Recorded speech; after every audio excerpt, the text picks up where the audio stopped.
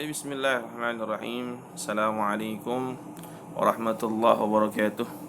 Anakku sekalian, ya, pada pertemuan kita kali ini, alhamdulillah kita dapat kembali belajar bersama tentang materi PAI, tentang materi pelajaran agama Islam. Pada pertemuan sebelumnya kita membahas terkait zakat fitrah, zakat, yang dimana Allah Subhanahu wa taala wajibkan pada tahun 2 Hijriah, setelah Rasulullah hijrah dari Mekah ke Madinah, ya. Dan pertemuan kita kali ini, kita coba memahami, tentang pengertian zakat mal. Apa itu zakat mal? Zakat mal atau yang disebut juga yang namanya harta benda. Malun itu adalah harta, ya. Bukan hanya sebatas emas perak saja, ya. Baik, sebelumnya, maka persiapkan alat tulisnya, Bapak mohon, apa yang Bapak tampilkan, di PowerPoint ini, dan juga apa yang Bapak sampaikan tolong dicatat, nanti dikumpulkan di Google Classroom catatan kalian, dengan apa yang telah Bapak sampaikan dan Bapak share pada kesempatan kali ini. Baik, anakku sekalian, kita coba memahami pengertian zakat mal. Zakat mal atau zakat harta benda adalah zakat yang dikeluarkan dari harta benda yang memiliki, seperti emas, perak, pertanian, kemudian perkebunan, peternakan, termasuk juga diantaranya barang tambang, harta temuan, rikas, barang temuan tuh harta karun sebagainya. Pun termasuk dalam ulama menyatakan zakat profesi juga, ini termasuk satu hal yang harus dizakati, yang tentunya yang diberikan kepada orang-orang yang berhak menerimanya. Orang-orang yang berhak menerimanya telah kita bahas pada pembahasan sebelumnya. Ada 8 asnaf, 8 yang berhak menerima zakat atau mustahik, di antaranya fakir dan miskin, kemudian fisabilillah, orang jalan Allah Subhanahu wa taala, orang yang mengkulik utang sebagainya. Ini termasuk orang yang berhak menerima zakat. Jadi pengertian zakat adalah zakat yang dikeluarkan dari harta benda yang dimiliki. Nah, tentunya ada syarat-syarat yang harus kita pahami, harus dipenuhi. Apabila syarat-syarat terpenuhi, maka seseorang itu wajib mengeluarkan zakat. Maka ada syarat wajib orang yang mengeluarkan zakat. Siapa di antaranya? Ada 7 syaratnya. Yang apabila terpenuhi syarat ini, maka dia wajib untuk mengeluarkan zakat. Tentunya yang pertama apa? Yang pertama adalah Islam. Syaratnya Islam. Non muslim tentunya nggak wajib untuk zakat. Balik itu dewasa. Orang yang sudah dewasa. Itu balik. Yang apabila perempuan ditandai dengan datang bulan, orang laki ditandai oleh diantaranya mimpi basah. Ini diantara baliknya seorang laki dan perempuan. Maka tandanya balik, harus dewasa. Kemudian yang ketiga, berakal. Berakal itu adalah akalnya sehat, bukan orang gila. Ada orang Islam balik tapi nggak berakal, kemudian akalnya kurang sehat, maka nggak wajib untuk zakat. Nah, kemudian yang keempat, merdeka. Merdeka itu bukan budak. Orang merdeka kayak kita semua, merdeka. Kemudian harta benda itu milik sendiri, milik sendiri, bukan milik orang lain atau boleh pinjam atau kita diamanahi. Tidak boleh kita menzakati dengan yang bukan milik kita. Tentunya syaratnya harus harta benda itu, emas itu milik kita. Kemudian yang keenam adalah sudah mencukupi nisab. Jadi ada yang namanya batas ukuran. Contohnya apa? Contohnya emas. Emas itu harus ada nisabnya. Nisabnya itu batasnya.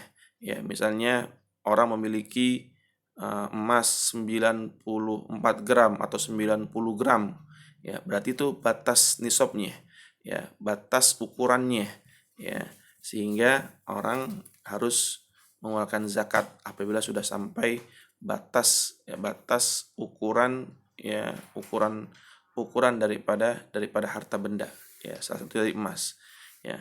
Kemudian 7, ya 7 yang terakhir adalah sudah mencukupi haul, ya haul itu artinya pemilikannya selama setahun, ya.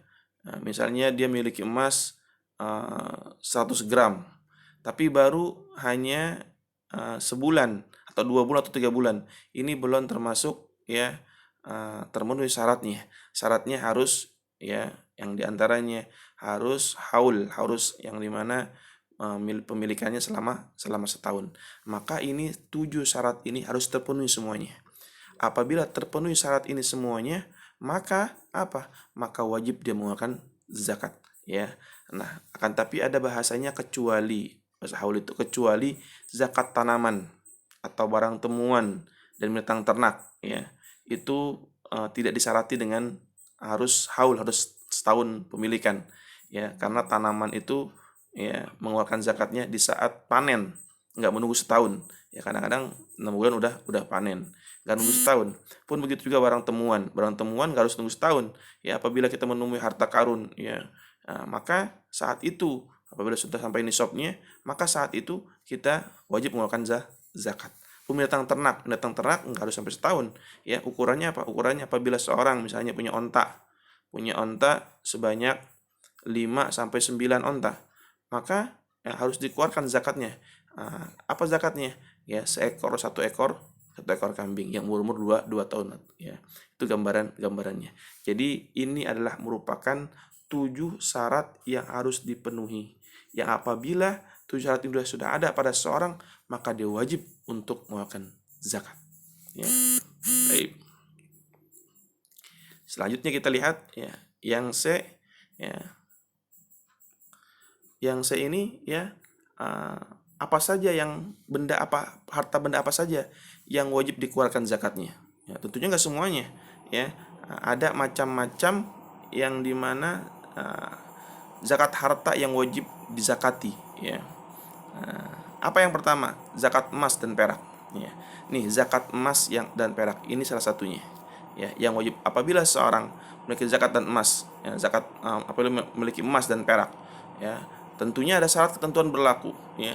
Tadi, ya enggak harus ada nisabnya. Lihat, ada nisabnya. Nisab emas berapa? Nisab emas itu 20 miskol, ya. Jangan pusing dengan hitungan ini, ya. Ini hitung Arab. 20 miskol itu kurang lebih berapa? Gampangnya 20 miskol itu 93,66 gram atau kita bulatkan 94 gram, ya. Nah, apabila seorang memiliki emas sebanyak 94 gram, ya atau 93 gram dengan pemilikan selama setahun, ya maka dia harus mengeluarkan zakat. Berapa zakatnya? Zakatnya 2,55%, ya. 2,5% itu sama dengan setengah miskol atau sama dengan 2,125 gram, ya. Kalau kita hitung misalnya emas saat ini, ya 900 gram, 1 gram 900, 1 gram 900, ya. Nah, kemudian dikali dengan 94 gram misalnya, 94 gram kurang lebih, ya ada 82 juta, ya 82 juta. Kalau seandainya seorang punya uang sebanyak 82 juta selama setahun, ya selama setahun, maka dia harus mengeluarkan 2,5%. 82 juta, 82 juta, ya dikeluarkan 2,5%, ya itu kurang lebih, ya 2 juta, ya 2 juta dikeluarkan zakatnya. Nah, pun sama, ya apabila seorang mempunyai harta emas sebanyak 94 gram, ya, dia harus mengeluarkan kurang lebih, ya, 2,125 gram, ya. Nah, ini zakat daripada emas. Kemudian perak, ya. Perak tentunya ada nisabnya, ada batas ukurannya. Ukurannya berapa? 200 dirham. Jangan pusing dengan ukuran Arab. Ya, yang kurang lebih ukuran kita, ya, 624 gram. Nah, dengan kepemilikan selama setahun. Apabila seorang punya perak, ya, sebanyak 624 gram dan kepemilikan selama setahun, maka dia harus mengeluarkan zakat 2,55%, ya. Ini yang pertama, ya, zakat emas dan perak yang harus dizakati, dan di sana harus ada nisabnya, ya, harus ada nisabnya. Nisabnya adalah 93,6, yang dikeluarkan adalah selama setahun pemilikannya, kemudian yang dikeluarkan adalah 2,5%. Pun begitu dengan perak, apabila seorang mempunyai harta perak sebanyak 624 gram, ya, selama setahun, ya, maka dia harus keluarkan 2,5%. Nah, kemudian yang kedua, zakat harta dagangan, ya. Apabila orang punya dagangan, ya, dia seorang pedagang, ya, tentunya harus ada ketentuannya, harus ada nisabnya. Nisabnya kita lihat, ya, nisabnya disamakan dengan nisabnya emas. Ya, nisabnya emas itu berapa? 93,6, kurang lebih dengan uang, ya, 82 juta, ya, kurang lebih, ya. Dan selama setahun yang dihitung termasuk apa? Termasuk daripada uang tunai dan seluruh barang dagangan yang ada, dikeluarkan 2,5%, ya. Jadi, ya, Jadi yang namanya zakat harta dagangan, apabila seorang pedagang apa? Baju, ya. Selama setahun, ya, dilihat uang tunainya ada berapa, ya. Kemudian dihitung juga barang dagangannya, ya, dan barang dagangannya. Apabila sudah sampai seukuran 82 juta, itu ada barangnya, ada uang tunainya, ya. Ini bukan termasuk dalamnya utang, ya, atau kasbon sebagainya. Pokoknya apabila sudah selama setahun ternyata ada uang tunainya, ya, misalnya 50 juta, ya, kemudian ditambah dengan harta dagangannya, ya, karena besar, kurang lebih ada, ya, 100 juta selama setahun, ya, berarti dia harus mengeluarkan dari 150 juta, ya, 2,55%, ya. Ya, dinisabkan dikiaskan dengan emas. Nah, kemudian yang ketiga adalah zakat hasil tanaman. Nih, zakat hasil tanaman, ya, ini juga termasuk yang dimana harus dizakati. Hasil pertanian dan perkebunan yang sudah sampai nisab, ya. Jadi apabila seorang panen, ya, kemudian hasil panennya sampai ukuran 5 wasak, ya, nisabnya 5 wasak nih. Wasak tuh ukuran apa? Ukuran orang Arab. Untuk dizakati dan waktunya di saat panen, ya, tidak menunggu sampai 1 tahun, ya. Nah, ini sebagai perbandingan kita lihat. Ya, kan nisabnya tuh batas ukurannya 5 wasak. 5 wasak itu berapa? Ya, kita lihat satu wasak, ya. Satu wasak itu sama dengan 60 sok, ya. 60 sok. Sok itu apa? Nggak ada kita ukuran sok, ya, di Indonesia, ya. Nah, maka disamakan kalau 60 sok dikali 5, ya, kan satu wasak itu 60 sok. Maka dikali 5, ya, 5 wasak, berarti 300 sok, ya. 300 sok ukur apa? 300 sok itu, ya, kalau seandainya satu sok itu ukurannya adalah, ya, 138,200 gram, ya. Satu sok sama dengan 138,200 gram, ya. Ukurannya 138 gram lah lebih. Jadi 5 wasak sama dengan kurang lebih kita bulatkan kurang lebih 700 kilogram, ya, atau 7 kuintal, ya. Apabila seseorang, ya, petani, atau bahasa gampangnya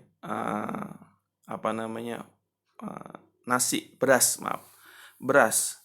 Seorang petani, ya, dia punya sawah lebar, ya, kemudian setiap panen, ya, bisa mencapai atau melebihi, ya, setiap panennya sudah dipotong bersihnya kurang lebih, jadi beras ya, bukan gabah, beras sebanyak, ya, 700 kilogram, ya, 700 kilogram atau 7 kuintal, ya.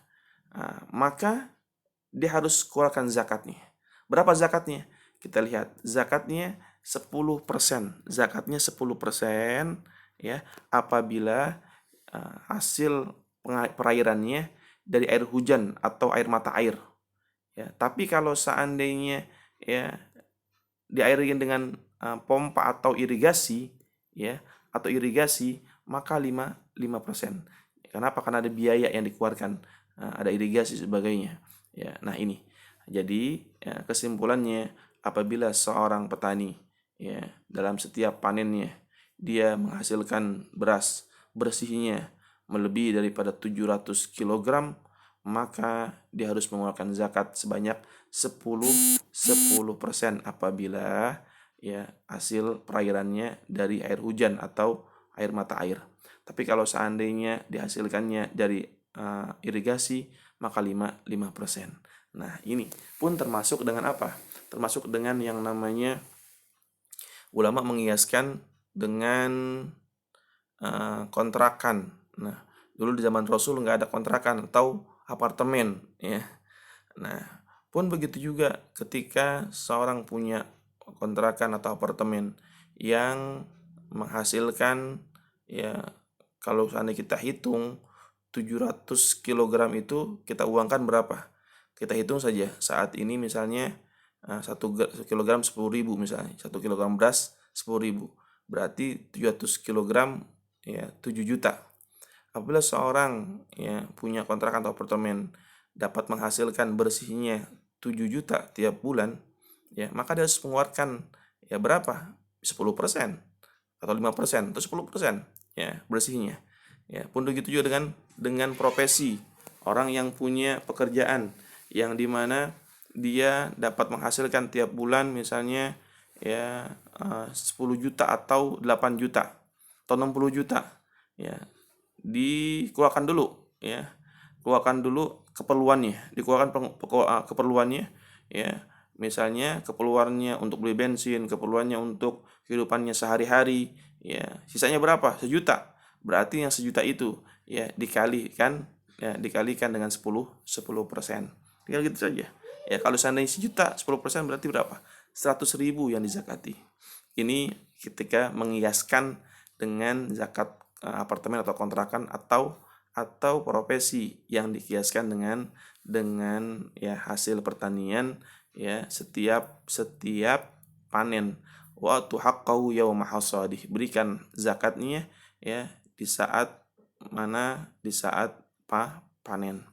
Ya, pun begitu juga kalau seandainya profesi di saat dia gajian. Ini yang ketiga. Kemudian yang keempat, binatang ternak, ya.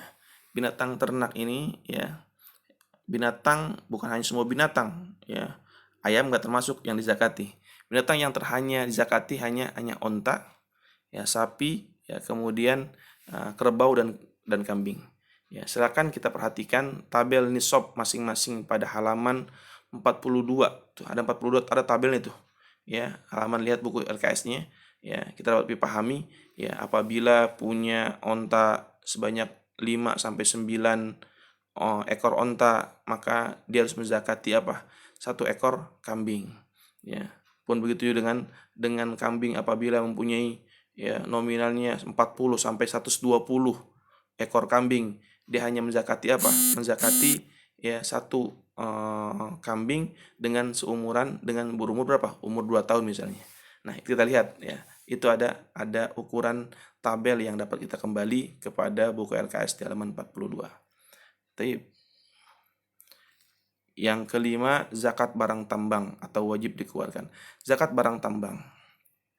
Zakat barang tambang ini adalah yang bila orang menambang emas, perak, ya, ketika dia dapat hal itu, maka ya, dia harus mengeluarkan 2,5%. Kemudian yang terakhir adalah zakat barang temuan atau rikas. Ini barang temuan, bukan barang temuan di tengah jalan, bukan, ya.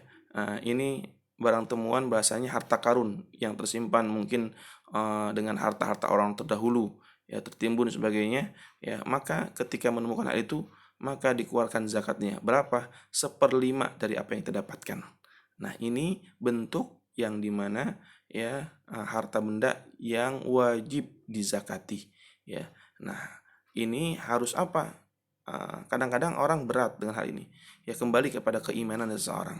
Ya, saya capek-capek menanam, capek-capek manen sebagainya, kemudian harus kita berikan. Bukan, karena itu adalah hak, ada di harta kita, ada hak-hak orang yang membutuhkan, ada hak orang-orang fakir miskin. Harus kita bersihkan daripada harta kita. Maka kata Allah, "Hudz min amwalihim shadaqatan tutahhiruhum wa tuzakkihim biha." Ambil harta-harta sebagai zakat untuk mensucikan harta mereka dan membersihkan daripada harta mereka dari apa yang telah dizakatinya. Jadi zakat itu untuk membersihkan harta kita. Nah, taib. Maka kita lihat hikmahnya. Apa hikmahnya? Nah, orang yang dimana akibat orang yang tidak membayar zakat, ya, ini akan dicap oleh Allah Subhanahu wa taala sebagai orang kafir, ya. Karena perintah salat dengan perintah zakat itu berdampingan, ya, tidak bisa dipisahkan di antara keduanya. Ya, maka bagi orang yang tidak memegang zakat akan dicap oleh Allah Subhanahu sebagai orang-orang kafir. Maknanya apa? Ketika dia meninggal, ya, kemudian enggan membayar zakat, maka dia akan dicap oleh Allah, akan digolongkan sebagai orang-orang kafir. Nauzubillah min dzalik. Kemudian yang kedua, ya, akibatnya apa? Hatinya tidak suci dan tidak berkah. Orang yang enggan membayar zakat, ya, berarti hartanya masih kotor, dimakan uang-uang kotor sebagainya, bukan hak miliknya yang harusnya dikeluarkan, ya, sehingga menjadikan berkah uangnya, berikan kebaikan daripada harta yang dimilikinya. Kemudian ya tentunya akan mendapatkan siksa dari Allah Subhanahu wa taala di akhirat. Nauzubillah min dzalik, bagi orang yang enggan membayar zakat. Kemudian yang selanjutnya, yang keempat, menimbulkan kesenjangan antara si kaya dan si miskin. Tentunya bagi orang yang enggan membayar zakat akan timbul yang namanya kecemburuan sosial, ya, orang-orang miskin ya akan menimbulkan fitnah sebagainya bagi orang yang kaya yang enggan membayar zakat, dan orang yang pelit kikir itu nggak mau orang deketin, manusia nggak mau deketin. Kemudian yang terakhir, hidupnya tidak nyaman, ya. Nah, orang yang nggak bayar zakat tentu ya dia akan diperbudak oleh hartanya. Jangankan hidupnya, tidurnya nggak nyaman karena takut ada orang yang ya berbuat jahat dengan hartanya, diambil hartanya sebagainya. Ya, tidurnya nggak, apalagi hidupnya. Taib, ya. Selanjutnya kita lihat apa hikmahnya. Hikmah bagi orang yang membayar zakat, ya, tentunya jangan menjauhkan dirinya dari sifat kikir, sifat pelit, ya. Kikir ini ya, adalah orang yang dijauhi oleh Allah, ya, dijauhi oleh manusia. Dekatnya dengan apa? Dengan nerakanya Allah Subhanahu wa taala. Nah, kemudian lanjutnya sebagai rasa syukur kepada Allah Subhanahu wa taala. Orang yang punya harta kemudian dia mengeluarkan zakatnya, berarti dia bersyukur dengan nikmat yang Allah berikan dengan harta. Orang syukur itu bukan sebatas dengan lisan saja, termasuk dengan harta yang dimilikinya, diberikan kepada orang lain, termasuk rasa syukur kepada Allah Subhanahu wa taala. Kemudian yang selanjutnya, menjaga ya yang namanya timbul kejahatan, ya. Orang yang apabila sudah mengeluarkan zakatnya, maka akan Allah jauhi daripada pandangan-pandangan orang yang berniat jahat dengan hartanya, ya. Baik hartanya di daratan, di lautan, ya, Allah akan jauhi. Bagi siapa? Akan Allah jauhi dari kejahatan, baik orang yang dengki dengan hartanya atau suatu hal yang kita tidak inginkan, hilang harta kita, terbakar harta kita, ya, atau diambil orang lain sebagainya, dijahati orang lain sebagainya. Allah akan jauhi dengan apa? Dengan bagi orang yang gemar membayar zakat. Kemudian yang terakhir adalah kita lihat, yang terakhir adalah menjauhkan menjauhkan jurang pemisah antara si kaya dan si miskin. Nah, orang-orang miskin yang ada sekeliling kita sesungguhnya begitu suka, begitu senang dengan orang-orang yang dermawan. Nah, aku sekalian, ya ini gambaran terkait tentang ya pengertian zakat mal atau harta benda. Tolong ya dicatat sekali lagi tadi apa yang disampaikan, kemudian dikirim di GCR sebagai catatan kalian, sebagai tugas kalian. Terima kasih. Assalamualaikum warahmatullahi wabarakatuh.